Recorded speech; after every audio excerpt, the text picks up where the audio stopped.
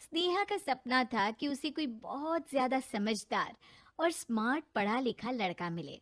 लेकिन कहते हैं ना, जो भाग्य में होता है होता वही है। देख, मैं साफ कह रही हूँ, लड़की के बाप के पास भर भर के पैसा है। अरे एक बार लड़की ने तुझे पसंद कर लिया तो समझ के पैसे की तो नदियां भर जाएंगी, लेकिन फिर भी तेरी प्यास नहीं बुझेगी बेटा। अरे माँ, फ्रिज में मैंने 2 बोतल पानी की रखी है, और कैसे प्यास बुझेगी? अरे पांचवी फेल, मैं बात कर रही हूँ पैसों की प्यास की। तू गवाह नहीं समझेगा इस बात को। बस तुझसे लोगों की नौकरी करवा लो।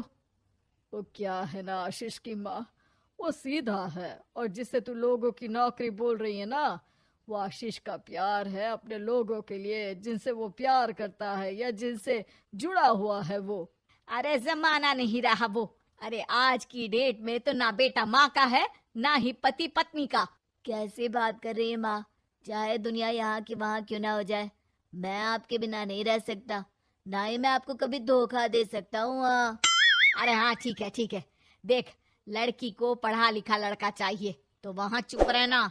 जबान खोलेगा तो पता चल जाएगा कि पांचवी पास है। अरे तो पढ़ा देती ना आगे। माना सौतेली माँ हो, लेकिन दहेज की लालच तो अपने बेटे जैसी ही रख रही हो। पापा ऐसा मत बोलिए ना माँ को, वो मेरी माँ है, मैं उनसे बहुत प्यार करता हूँ। अच्छा अच्छा बेटा, कुछ नहीं कहता, बस तैयार हो जा, चलते हैं और देखते हैं कि कौन है लड़की और क्या चाहती है। सभी मिलकर लड़की देखने जाते हैं, जहाँ स्नेहा आशीष को देखकर ही इम्प्रेस हो जाती है। वाह, कितना हैंडसम है। काश इससे मेरी शादी हो जाती, लेकिन पता नहीं कितना पढ़ा लिखा है। स्नेहा, लड़का बहुत अच्छा है, बेचारे की माँ दूसरी है, लेकिन देख रही है ना, हीरा भी इतना चमकीला नहीं होगा जितना कि ये। स्नेहा को समझ नहीं आता कि वो क्या करे। वो आशीष से मिलती है, उसकी सादगी, उसकी बातें उसे भा जाती है। मैंने नहीं सोचा था कि इतना पढ़ा लिखा लड़का मुझे मिलेगा। मैं शादी करने के लिए तैयार हूँ। और फिर स्नेहा और आशीष की शादी हो जाती है। शादी के बाद सासू माँ कहती है, अरे बेटा, वो तेरे जेवर मुझे दे दे, मैं संभाल कर रख दूंगी। स्नेहा जो कि खुद भी एक समझदार लड़की थी, नहीं नहीं, मैं अपने जेवर नहीं दूंगी। उसके लिए तो मैंने पहले ही लॉकर खुलवा लिया था माँ जी। ये मेरी कुछ आर्टिफिशियल ज्वेलरी है, इसे रख लीजिए। वैसे मेरी अलमारी में जगह नहीं है ना। सास बेचारी नई नई बहू से क्या उलझती। सुनिए जी, मैंने आपके लिए खाना और नाश्ता बना दिया है। ऑफिस कब जाना है? कौन से ऑफिस में? मैं तो घर का सारा काम करता हूँ। हाँ? क्या बात कर रहे हैं? इतना पढ़ लिख कर आप घर का काम क्यों करते हैं? कितना पढ़ लिख कर?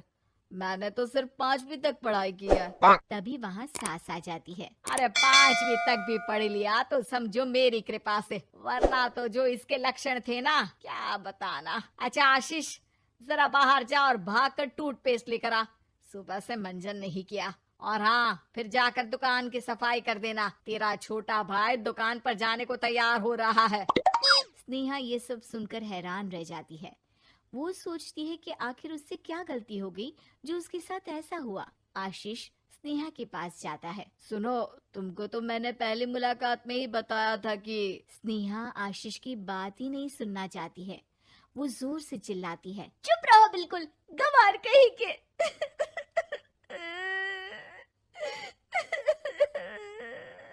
कितना बड़ा धोखा हो गया मेरे साथ, अब मैं इस घर में नहीं रह सकती।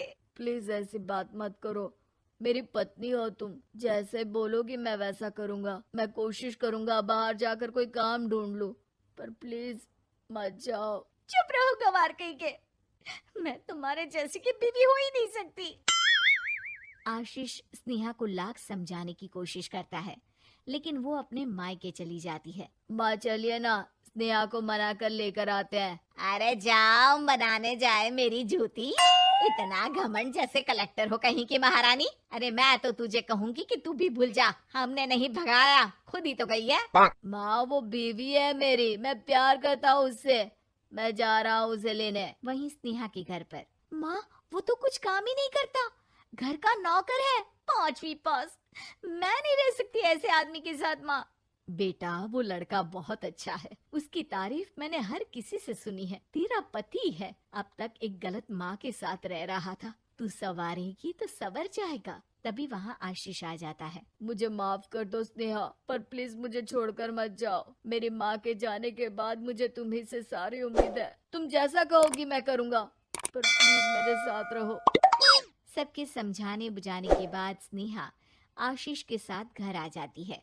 आ गई महारानी, अब आई हो और सच्चाई भी पता चल गई है, तो थोड़ा तमीज से पति के साथ घर देख, रसोई संभाल और हम सबकी सेवा कर। देखो, मैं अब इस घर में बंटवारा चाहती हूँ। जो मेरे पति का हिस्सा है वो उसे मिले और वो आज से कोई काम नहीं करेंगे। हिस्सा ले लो, लेकिन कमाओगे क्या, खाओगे क्या, धूल मिट्टी? अरे तेरा पति किसी काम का नहीं है, वो तो मेरा बेटा कमा रहा है तो 2 रोटी मिल जाती है इसे। तभी वहाँ स्नेहा के ससुर आ जाते हैं। मैंने एक बंद फैक्ट्री को पहले ही आशीष के नाम कर दिया है और घर के 2 तल्ले में 1 तल्ला ले लो। मैं तो आशीष के पास रहूंगा, वकील थोड़ी देर में आता ही होगा। अरे जाओ, 2 दिन में भूख से तड़प कर सब वापस आ जाओगे। बढ़िया आई बहू बेटे वाली। फिर क्या था, स्नेहा आशीष के साथ मिलकर बंद फैक्ट्री को खोलती है और मन लगाकर काम करती है। दोनों की मेहनत रंग लाती है और आशीष अपनी मेहनत से एक सफल बिजनेसमैन बन जाता है। लेकिन एक दिन, अरे बहू बेटा आशीष, मुझे माफ कर दो, मैं भी अब तुम लोगों के साथ रहना चाहती हूँ। इस कमबख्त ने तो दुकान का बेड़ा गर्क कर दिया। वो तो आशीष था जो सारा दुकान का काम संभालता था। बेटा हमारे पास तो खाने को भी नहीं बचा। माँ जी, इसे कर्म के फल कहते हैं।